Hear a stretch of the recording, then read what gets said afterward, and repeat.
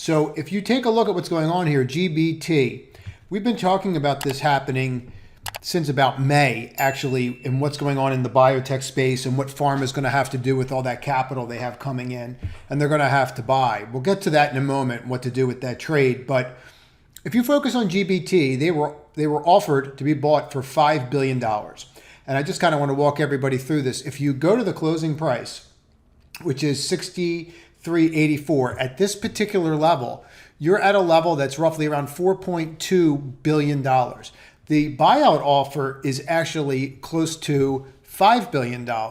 So the reason that I'm bringing that up is because there is a disparity here. Now, these things do take time. They could take up to a year to get approval and everything. So I'm not saying it's going to go up right away, but what you want to do is you want to look to establish some kind of range.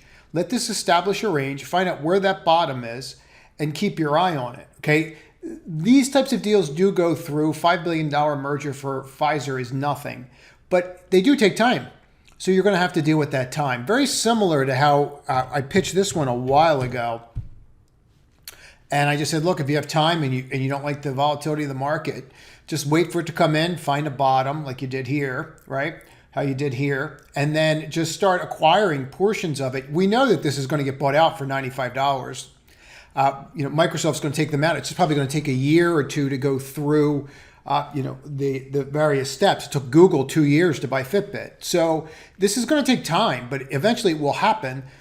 There's $15 there. So if you're looking for places just to simply park capital and you don't want to trade, these are great ideas. You're dealing with regulatory approval. There's always that risk. So if you like this clip, click on the left to watch another one, or if you want to see the entire video, click on the right.